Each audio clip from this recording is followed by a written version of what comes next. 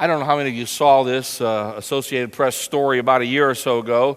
The headline was entitled, "Entire House Stolen." True story. It said, police in Greece say robbers near Athens have stolen everything, including the kitchen sink, lifting a prefabricated home off its foundation and taking the house away. Police say the owner went to visit his 750 square foot vacation home in the coastal area of Rafina, about 15 miles east of Athens, only to discover that it was missing along with its contents. Well, it makes sense. I guess you're going to take the house, you're probably going to take the contents as well. Police said that they think the thieves used a crane to load the structure onto a larger trailer. And I love the next line. It says, they have been unable to locate the missing house. I mean, that's a story. Can you imagine pulling onto your street and your mailbox is there, but your house is totally gone? Well, the only thing I can think of worse than having your house stolen is having your home stolen. It's having your family taken away from you. And today, as Greg told you earlier, we're going to turn the corner in our series of marriages gone mild and kids gone wild. And I want to focus today on how we can make certain that we protect our homes and certainly protect our families. And making sure that they're not stolen, if you will, or taken from us. Remember, in John chapter 10, verse 10, Jesus says there's a thief and he comes only to steal, kill, and destroy. There is an enemy who is trying to destroy your family, and in particular, your children. How many here remember the news story of about 8 years ago? You remember the DC sniper? How many remember that story? Remember that, where that guy was out shooting people as they were filling up their gas tanks and other things and just setting the whole area in just absolute panic? Well, there were two men arrested in that crime, John Allen Muhammad and his partner, Lee Boyd Malvo. And during the trial, some information came out, and I've kept this in my files for some time now. According to Malvo, during Muhammad's trial, he planned, after the sniper attacks, Muhammad planned to bomb schools and children's hospitals after the sniper phase of his plan was completed. When Malvo asked Muhammad why he would do something like that, this is what he said: for the sheer terror of it. The worst thing you can do to people is aim at their children. Parents, you and I, grandparents, we have an enemy who's aiming at our children and our grandchildren. His stated purpose is to steal, kill, and destroy. But Jesus continued in John chapter 10, verse 10. He said, "But I've come that they might have life and have it to the fullest." So this morning, this weekend, I want to encourage you to stay the course, to protect your home so the evil one doesn't come and steal it out from underneath you.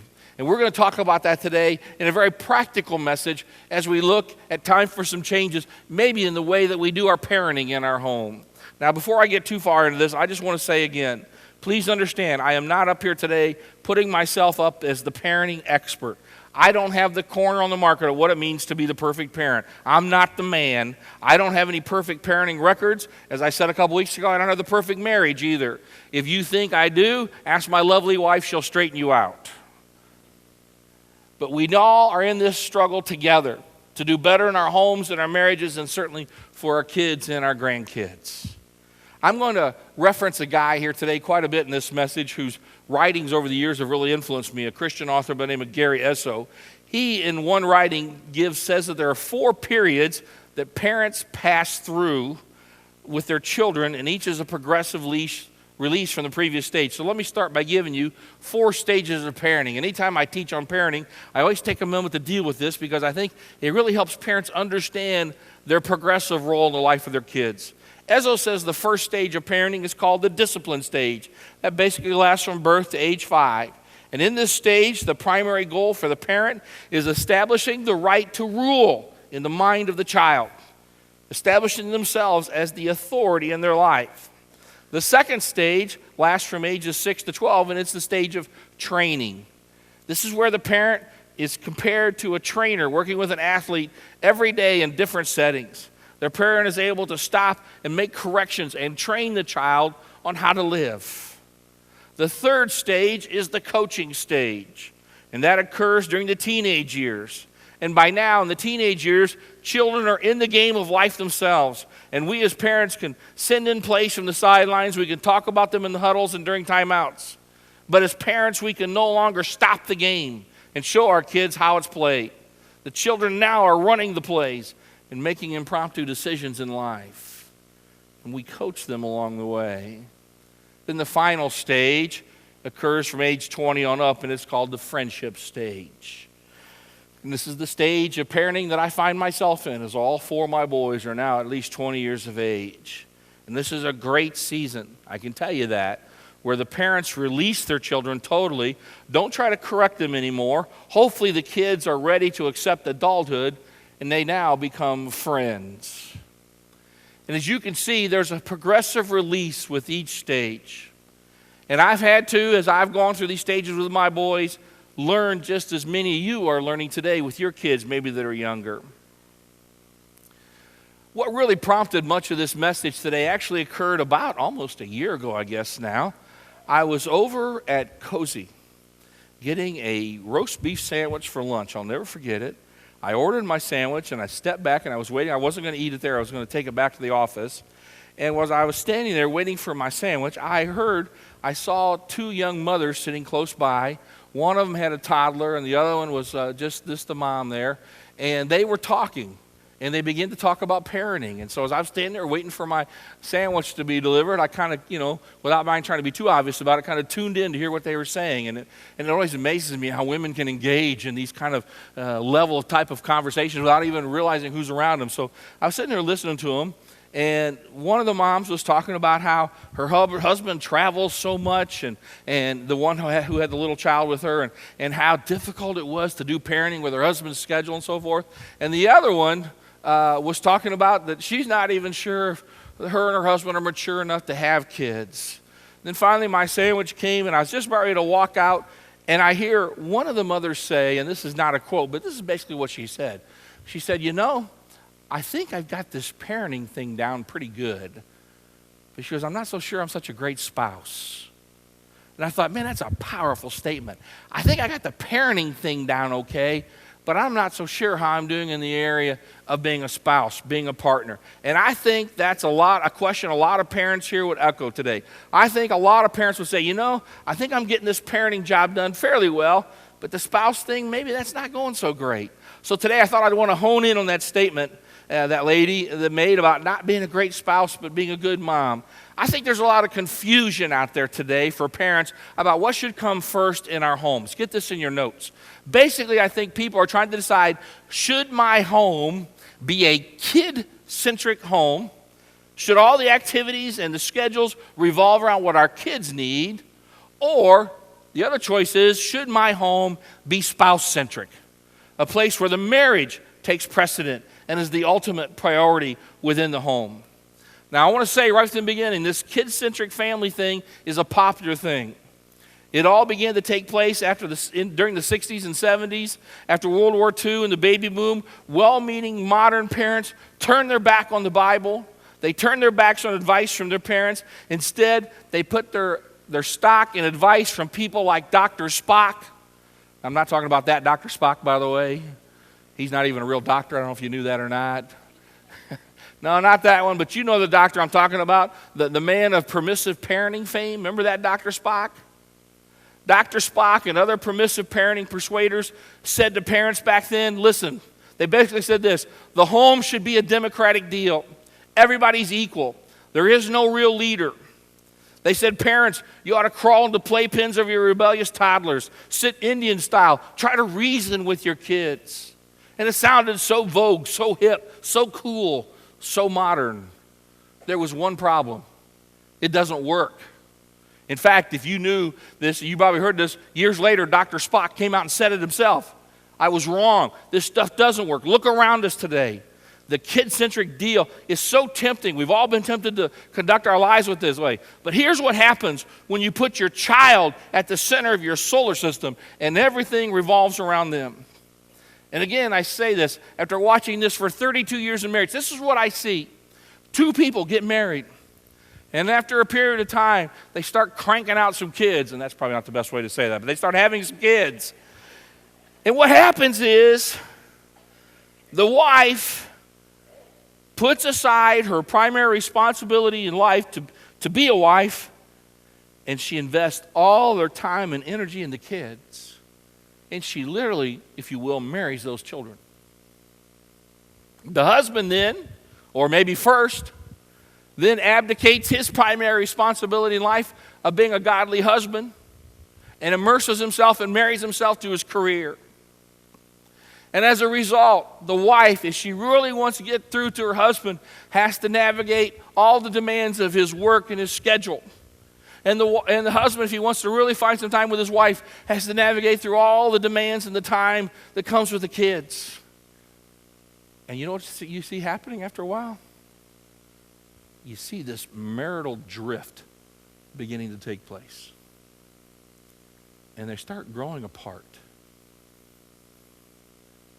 And then you throw in some anger and resentment. An attractive coworker or an attentive neighbor, and you've got the perfect storm. And I've seen it happen over and over and over again. My friends, the Bible says that ought not to be so. There is a better way to do it. There's a better way to live our lives and conduct our marriages. Once this kid-centric deal picks up steam, it's been spinning out of control for over 30 years now. As a nation, we've cranked out some pretty rebellious, selfish, disrespectful, irresponsible kids, and the toll on marriage has been devastating. Listen to me. Here's the crux of what I want to say today. The marriage must take priority over every other relationship in your life except for your relationship with Jesus Christ. And if you want to raise emotionally healthy kids, it starts with a healthy husband and wife relationship. I mentioned Gary Ezzo in his book, Becoming Child-Wise, a great book, by the way. This is the way he says it. When there is harmony in the marriage, there is stability within the family. Healthy, loving marriages create a sense of certainty for kids. Now, you need to understand, as you go into this parenting thing, the primary purpose of parenting, get this in your notes, the primary purpose of parenting is the process of teaching and training your children to leave. That's what it is. You say, now Steve, where in the world did you get that from? You just make that up? No, that's what the Bible teaches us. Listen to these verses, Deuteronomy 6:7. You should teach them, meaning your kids, diligently. Teach them diligently, them also meaning the commandments of the Lord, to your sons, and you should talk to them when you sit at your house, when you walk by the way, when you lie down, when you rise up. What's that verse talking about? The importance of teaching and training our kids. But then you go down to Proverbs 22:6. Again, that word train there. Train up a child in the way he should go. Even when he's old, he will not depart from it. In other words, he's going to leave. He's going to leave you, but you're training him for that time. And finally, Genesis 2:24. For this reason, a man shall leave his father and mother and be joined to his wife, and they shall become one flesh. Get this in your notes. Kids leave, spouses stay. And your marriage should be at the top of the relational food chain. Kids leave, spouses stay. So let's talk this morning about some things we need to do in order to have a spouse-centric family, because that's what God wants. And I'll say it as plainly as I know how to say it. If you want to have a great family, if you want to be a great parent, start by building a mutually satisfying marriage. And to do that means that some of the things that you're doing right now are probably going to have to change. And that's why I've entitled this message, Time for a Change. And I want to give you 4 blocks of time, if you will, that you're probably going to have to make some changes in. Maybe not all of these, but maybe in 1 or 2 of these, you're going to have to start making some changes. And I want to speak to those of you who have kids. And by the way, I haven't done this so far, but I want to thank the single parents that are here today.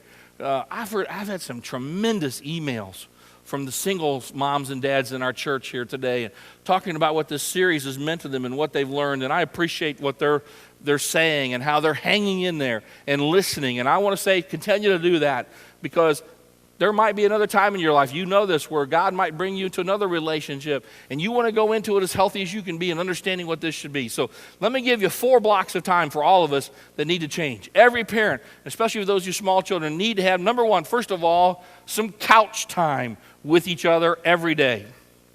I spend so much time talking with parents who spend all their time giving their attention to their kids.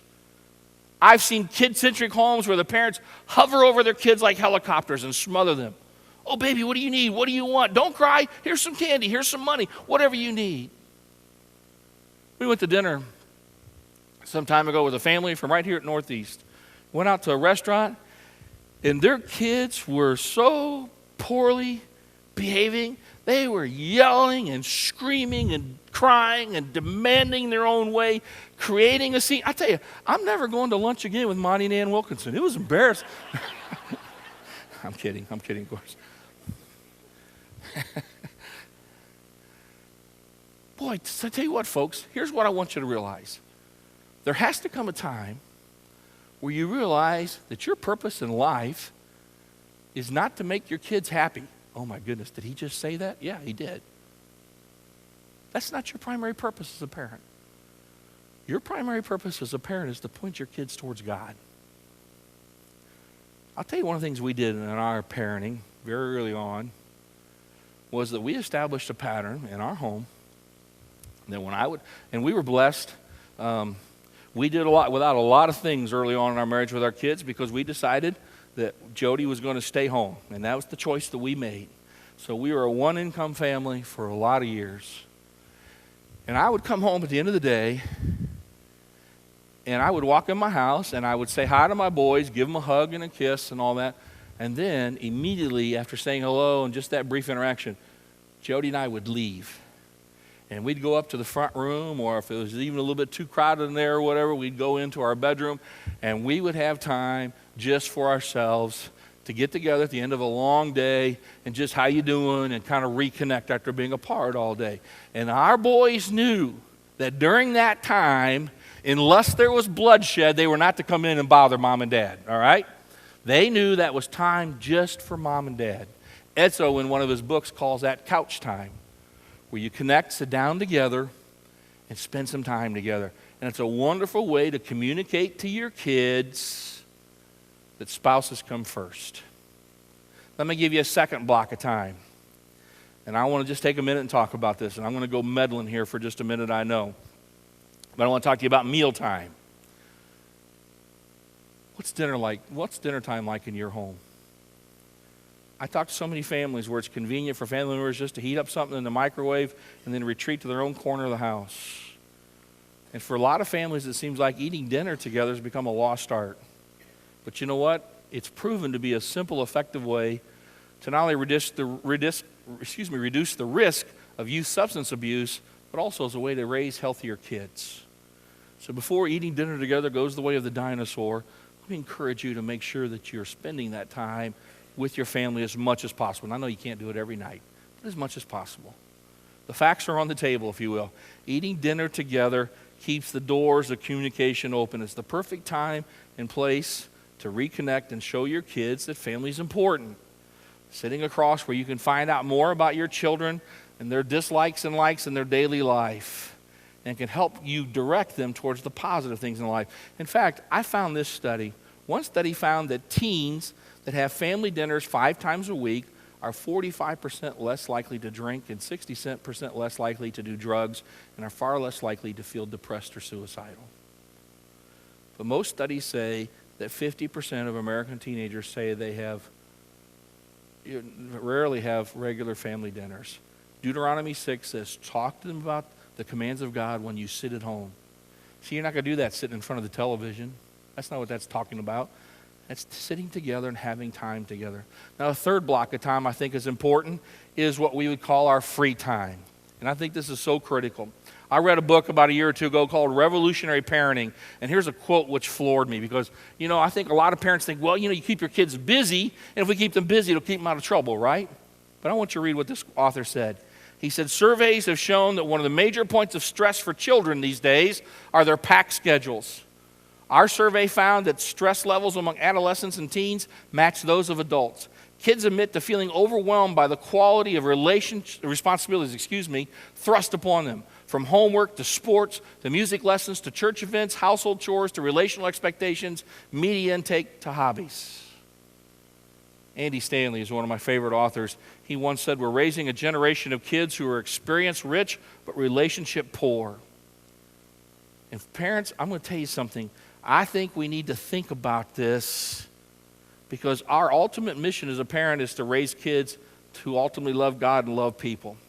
And I want my boys, I always said I wanted my boys to be team players, to have some experience in doing these things, to be well-rounded, but I want them to be relationship rich. And I think sometimes we're stressing our kids out by putting all these things in front of them on their free time.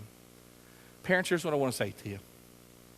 Be very, very careful that you don't say with your mouth that Jesus is primary in your home, but your time, energy, and efforts as a family teach that something else is.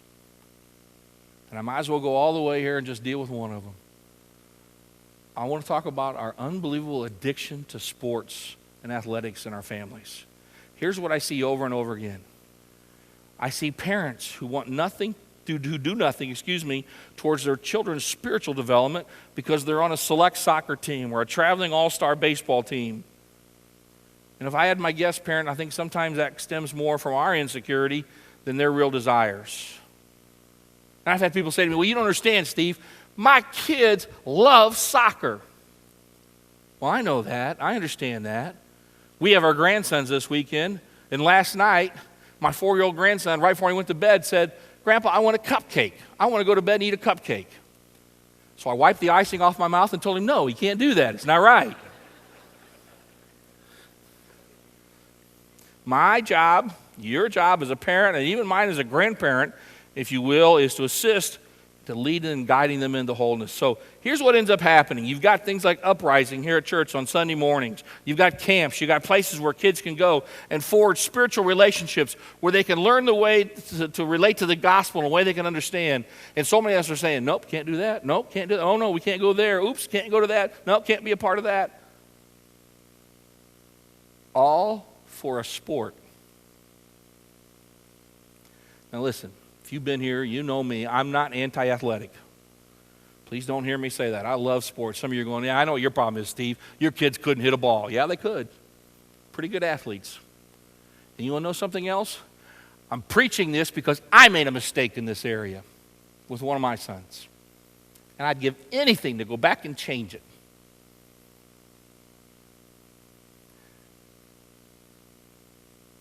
In the end, you got to be careful what you're communicating to your children. And if you don't believe me, maybe you'll believe the great theologian Jim Brown. Jim Brown, the former tailback for the Cleveland Browns. If you remember, Jim Brown retired early. And when he retired, he was asked upon his retirement, don't you love the game anymore? And this is what Jim Brown said. I love the game, but the game don't love no one. And I think sometimes as parents, it's real easy to tell our kids, this is what it's all about. You got to succeed at this. You got to be at the best of this. I mean, this is where you're going to invest all your time and energy and influence into a game. I'm just saying, be careful. Just be careful. Play with them. Let them play if you want to. I understand that. You want them to play. I want them to play. Spend $3 or $4 grand on shin guards. I don't care. Do it.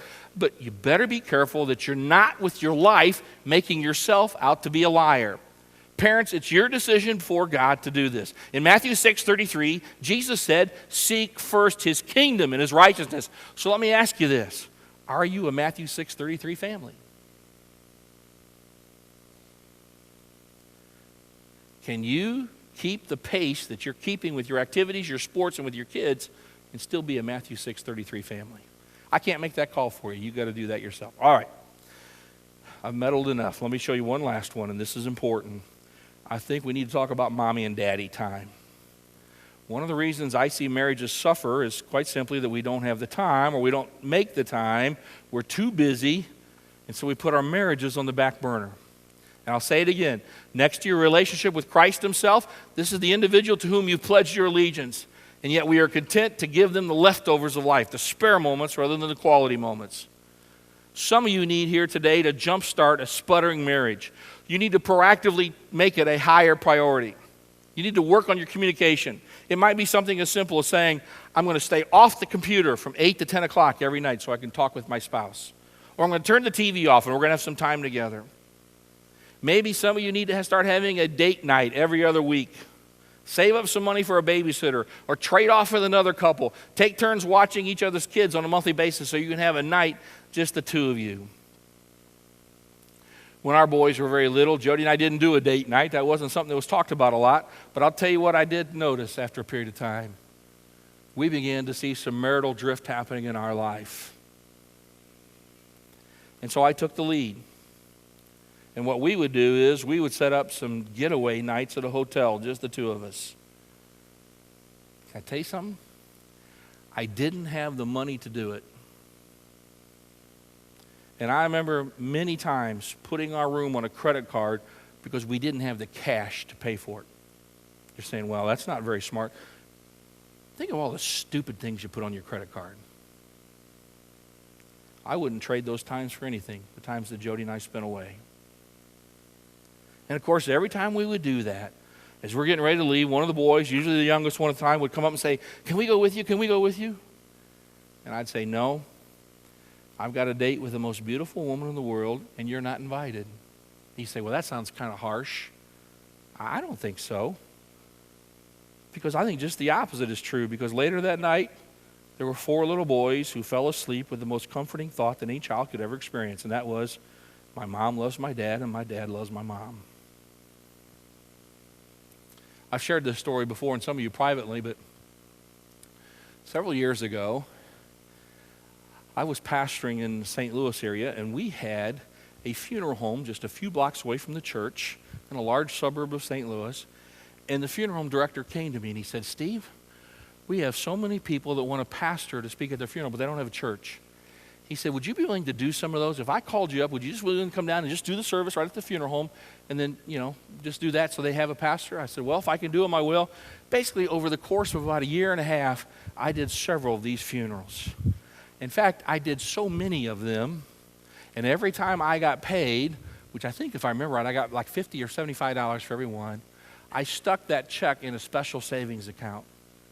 And after a year and a half, I had saved up enough money to take my wife to Palm Springs, California for a week, just her and I. Something we could have never afforded on our own, just coming out of our normal budget. But I saved that money, and we took off. We went to Southern California. And I remember one day while we were there, we took a trip. We rented a car, and we went down to Dana Point, on the beach at Dana Point in Southern California. And we sat out there on the beach, the waves lapping up on our feet, and a local musician band playing behind us. And we were sipping something cold to drink. And I looked at my wife, and I said, Jody, this is so good for the boys. I thought that would go better than that, but that's what I said. Because that's what we did it for, to spend that time away for each other. And I want to tell you something. To this day, I remind myself, now that my family's grown with a daughter-in-law and grandkids, that there are 9 people in my life that are more important than the 1,200 people who come to this church. And there's one more important than the other 8 in my life. So let me wrap this up and speak to you for just a few moments from the perspective of a guy who's been at this parenting thing for a long time. It all starts with a doctor saying, it's a boy, it's a girl. And then very quickly they consume your heart. They consume your life, and they consume your prayers. And yes, there will be sleepless nights and fevers and diapers and more story times that you can never count. There'll be lost teeth and lost homework assignments, soccer practices, dance recitals, t-ball games, not to mention braces and birthdays, and every once in a while talk about God. There'll be wrestling matches, family vacations, school plays, driving lessons, junior proms, and yes, even some confrontations. And then all of a sudden there'll be graduation. And poof, they're gone. And you'll find yourself like I was, sitting in my son's empty bedroom one night saying, is he really off to college? And then you'll ask yourself this question. Did I do it right? Did I point him to God? Now some of you right now, just like we did at one time, you have 2, 3, 4 little ones running around right now. And some of those days seem long. Well, let me tell you, the years are short. The best thing you can do for your kids is to build a mutually satisfying marriage. and to train them to leave. Irma Bombeck probably said it best. And I'll close with this. She says, I see children as kites. You spend a lifetime trying to get them off the ground. You run with them until you're both breathless. They crash. You add a longer tail. They hit the rooftop. You pluck them out of the spout. You patch and comfort, adjust and teach. You watch them lifted by the wind and assure them that someday they'll fly. And finally they are airborne. But they need more string. And you keep letting it out. And with each twist of the ball of twine, there's a sadness that goes with the joy. Because the kite becomes more distant.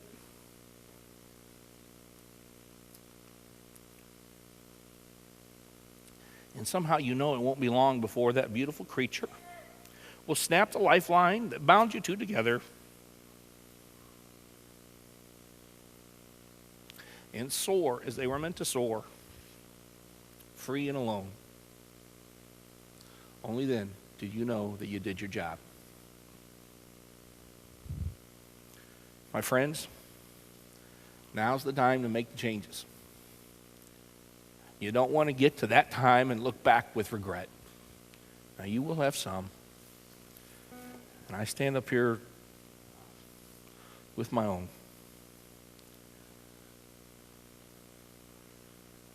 But show them what a marriage should be like. It'll give your kids more security and a healthier attitude than all the running and all the other things that we think we're supposed to do as parents. Let me pray.